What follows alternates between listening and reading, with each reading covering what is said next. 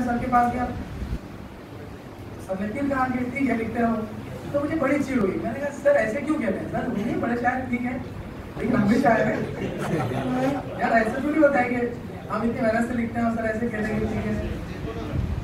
तो कई दिन गुजर गए, फिर ये हुआ कि एक दफ़ा सर के यहाँ पर एक नशिस्त हुई जिसमें शहर के ज़ईद छोटे बड़े सब लोग शायर थे, सब बड़े शायर थे। उसमें सर के उस्ताद मोहतरम भी मौजूद थे। तो सर ने कॉलेज में कहा कि बेटा शाम को कॉलेज के बाद रुक जाना और मेरे घर चलना है। तो फिर जब हम घर गए तो वो मेरी ज़िंदगी का पहला मुशायरा है, पहली नशिस्त थी। तो वहाँ पे जब मेरा इंट्रोडक्शन हुआ तो सर ने कहा कि एक बहुत अच्छे और नौखेज़ शायर हैं। तो यकीन मानिए ज़िंदगी का सबसे बड़ा सुख तो उसी वक्त मिल चुका था जब नौखेज़ शायर कहा गया। तो मैं तो शायर उसी वक्त बन चुका था। फिर उसके बाद ये रिश्ता धीरे धीरे बढ़ता गया। फिर रोज़ाना मेरा मामूल था कि मैं सर से मिले बगैर मैं जाता था ना आता था, हालांकि सर कभी आते थे पढ़ाने के लिए, कभी मसरूफ रहते थे। फिर धीरे धीरे पता चला कि सर अंग्रेजी के शायर भी हैं। बहरहाल अंग्रेजी मेरी बहुत अच्छी थी, इसलिए उस टॉपिक में मैं आज भी बात नहीं करता सर से।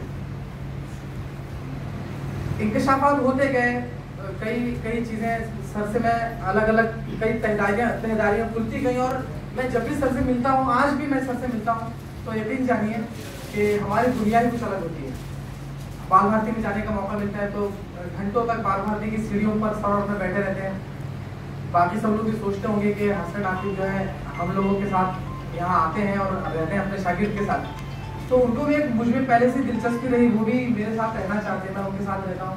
तो एक इतनी अंडरस्टैंडिंग है कि हमें अब बिना अल्फाज के भी हम एक दूसरे को समझ सकते हैं। तो मैंने सोचा कि क्यों ना इन जज्बात को या मेरी जो उनके तहत जो एक मेरी सादतमंदी समझिए अपने उस्ताद के तहत, तो मैंने सोचा कि क्यों ना एक किताब तरतीब दी जाए जिसमें मैं अपनी जो चीज़ें मैं लिखना चाहता हूँ, मैं डायरेक्टली उनको बोलने वाला तो पहले भी नहीं था, लेकिन मैंने सोचा कि कुछ सरप्राइज दिया जाए। तो मैंने सर को फ़ोन किया, मैंने कहा सर ऐसी बात है मुंबई में हुआ और मैं एक किताब तरतीब देना चाहता हूँ आपकी शख्सियत पे।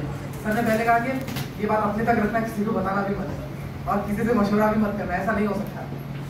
कहा कि वो लोग और होते हैं, बड़े लोग होते हैं जिन पर काम होता है, मैं बस काम करना चाहता हूँ और ये सब चीज़ें मुझे बिल्कुल अच्छा नहीं लगता। तो एक आध महीना ऐसे ही चला गया। अब जो बात दिल में आती है खासतौर से शायरों के, वो जब तक इजहार नहीं चाहती वो तो बेचैन बिल्कुल रहते हैं। तो मैं भी बेचैन था। मैंने अगली दफ़ा फिर कहा कि सर मैं किताब तरतीब देना चाहता हूँ और ऐसी ऐसी बात रहेगी। तो सर ने फिर स्ट्रिक्टली कहा कि देखो अगली इसके बाद अब मुझसे इस टॉपिक के बात ही मत करना, अपना काम करो, पढ़ो, शायरी करो, तलबा को पढ़ाओ।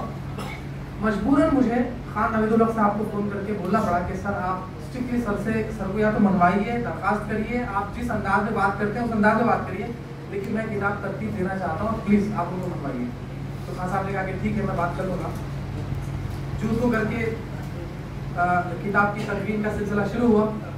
अब जब किताब तदवीन करने का इरादा हमने ठान लिया तो फिर लिखिएगा क्या, उस्ताद के बारे में लिखें और कोई बात इधर उधर हो जाए तो फिर वो अलग बात।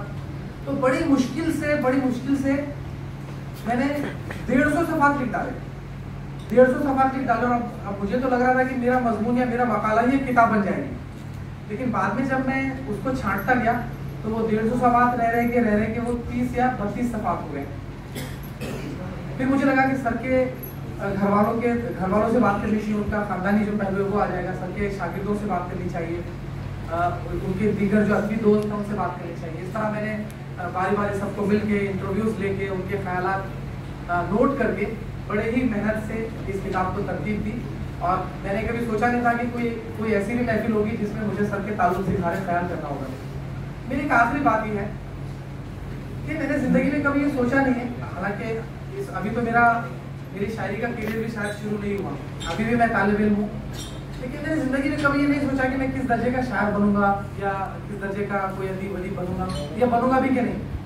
लेकिन मेरी ज़िंदगी का एक मकसद ज़रूर है कि आने वाले वक्तों में हिंदुस्तान या सारी दुनिया या कम से कम मेरा मोहल्ला मुझे हसन आकिब के शागिर्द के नाम से पहचाने।